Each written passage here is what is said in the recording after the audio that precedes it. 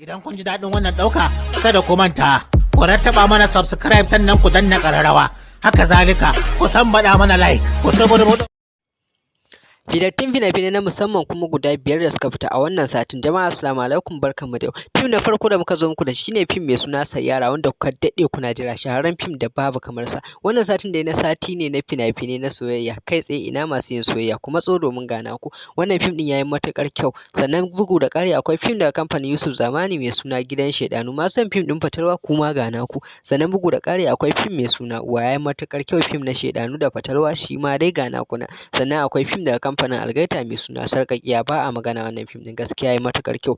Duka wayannan fina-finan duk mai buƙatar su akwai lambar wayata da na ajiye akan wannan bidiyo, sai ka ɗauka ka mana magana. Sannan kamar yadda muke faɗa kowane lokaci, duk wani bidiyo yanzu muna sa shi a Telegram ne, don haka mai buƙata ya ɗauka lambar wayar mu sai ya mana magana a can, ko ya kira mu domin jin ƙarin bayani. Kamar yadda kuke gani, wayannan su ne fina-finai guda 5 na musamman. Fim na ƙarshe shi ma Sarƙaƙiya daga kamfanin Algaita yayi matuƙar kyau, ba a magana, shine 36 Chinatown. Wannan fim